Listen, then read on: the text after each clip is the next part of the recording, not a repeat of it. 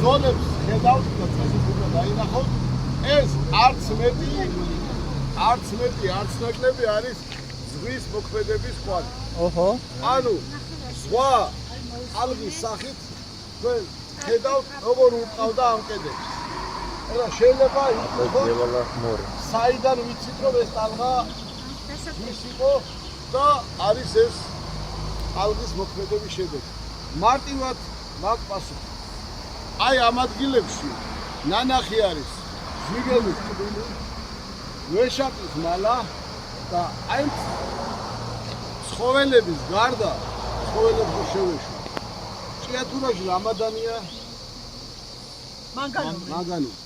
მანგანუმი დედამიწის ზედაპირზე არსად არის ლექება თუ არ არის ცხელი ოკეანეში ლექება.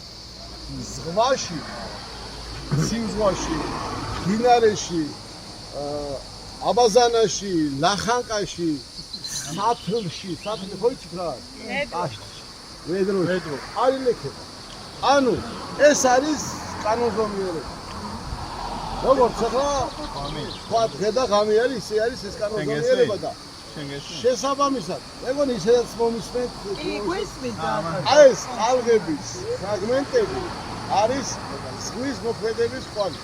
და აქ მთელი ჭრილი ჩანს ზღვა როგორ იწევდა ზევით, როგორ იწევდა ქვევით.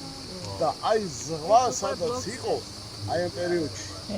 ნახეთ, აი ამ ადგილას იქიდან მოდიოდა წყალი და ზღვა აქ იყო, აქ შედიოდა. ანუ ქვევით არ ჩამოდიოდა. ზუსტად იმ პერიოდში აი ეს არის ერთი ღვინე, ნიშნავს რომ აქ ზღვა იყო. სადაც ტაძარია, იქ არის მეორე ზღვანაირა ეს დეწამოიძო. გამორიცხულია, სხვა ვერსია არც განიხილება და არც უნდა განიხილება. ასე რომ ეს ყველაფერი ასე უყურეთ. მთელი ეს კანიონი რაც ჩვენ ამოვიარეთ, დაახლოებით კავკასიის სოფლიდან აქამდე 10 კილომეტრი.